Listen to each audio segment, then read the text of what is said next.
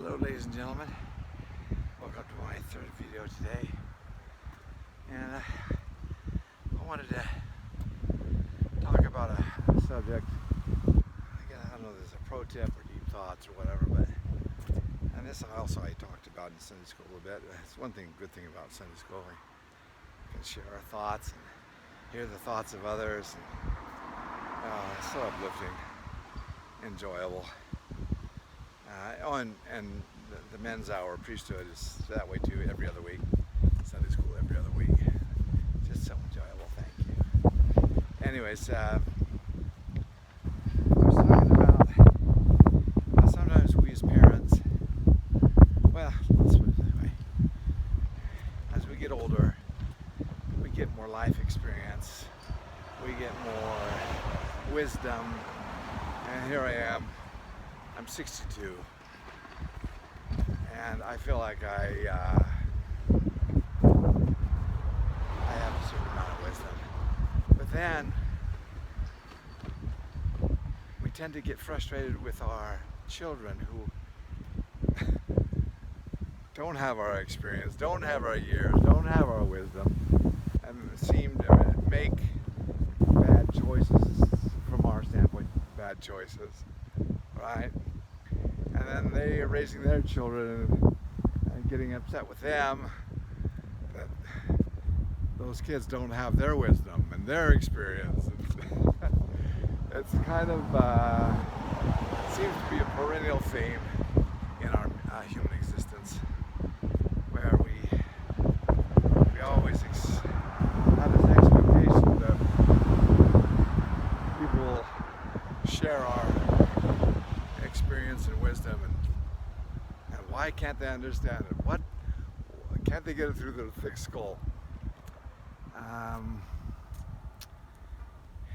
And the only thing I can think to say to all of us is, you know,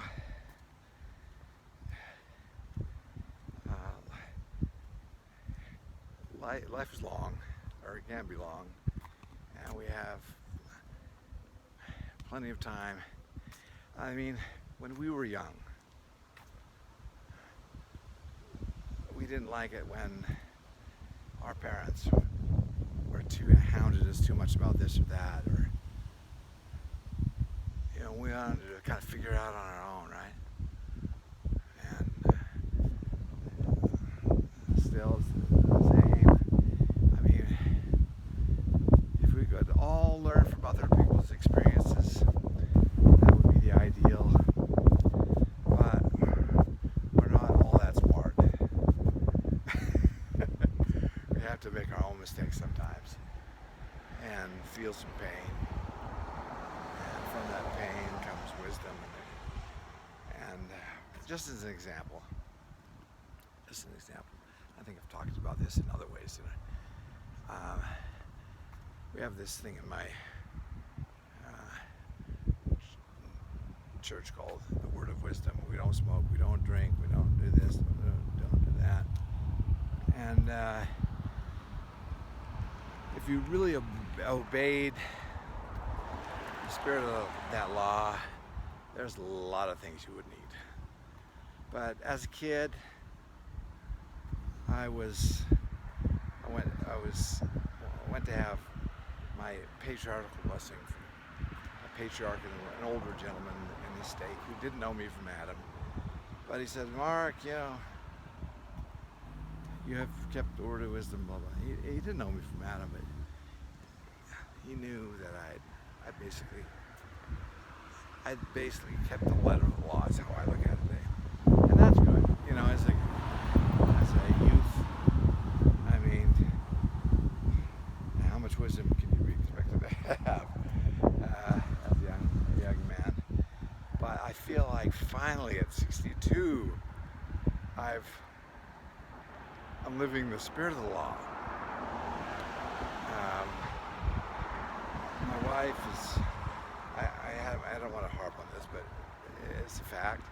I had a stroke in December, and my wife has been taking care of me and watching my diet, and I, for the first time saw the light, I always ate her cooking, and that was good before, but even she's still learning more things, what's good for us, what's bad for us. But in addition to that, I would always sneak off to McDonald's and have my large Diet Coke about 3 times a day, or sneak off for a Big Mac. I was like Doug on the King of Queens and go sneak off my Whopper or whatever. What would you sneak off and have? But,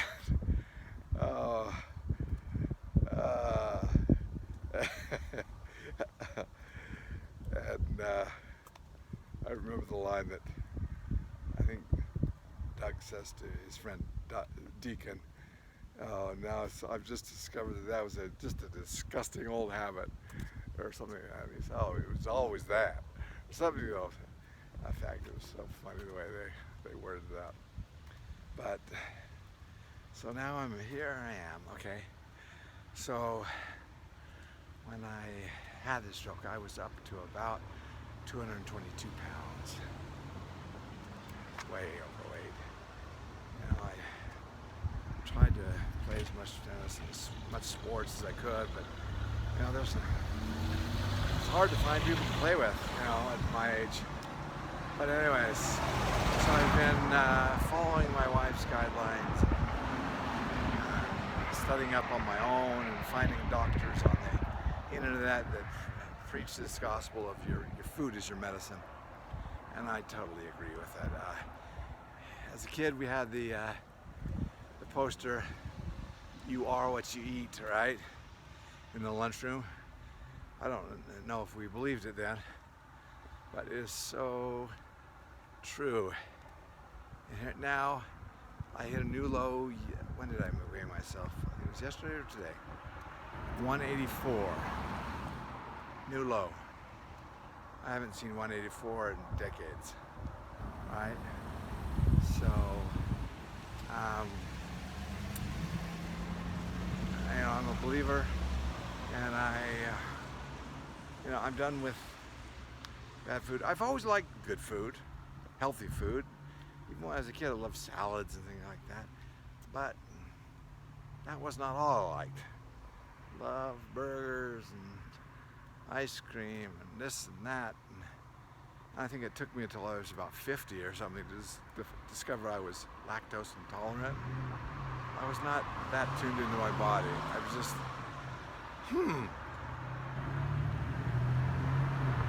Every day after I had a gross, greasy, fat meal with some ice cream as chaser, I would be running to the bathroom. All right? That took me, I don't know how many decades to figure that out.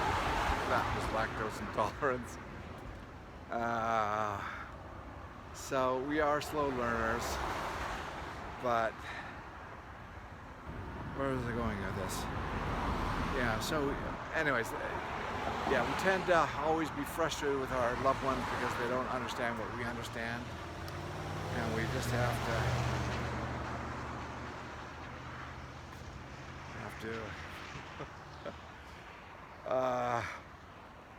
be patient and let them either learn the hard way or learn on their own or whatever. I don't know. The other day I went to visit my brother who's got some health problems out the wazoo, and I tried to break it to him gently that, you know, maybe I don't watch what he eats. Who knew? Diet matters.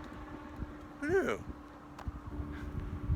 But he smiled at me and flipped me off. In other words, he doesn't want to hear it. He wants to, yeah, I don't know. I guess the type that has to learn the hard way. I did too. I mean, it took a stroke to open my eyes. I don't know what it'll take him. He's had at least a couple of heart attacks and heart bypass surgeries and many falls and many things. Uh, but can't give up his Wendy's or something. I don't know. But we are all learning in different ways. Some of us have to learn the hard way. Some of us we can learn from other people's mistakes. But anyways, hang in there. And who knew diet matters, right? 62 years took me to figure that out. Okay, bye-bye. Thank you for listening.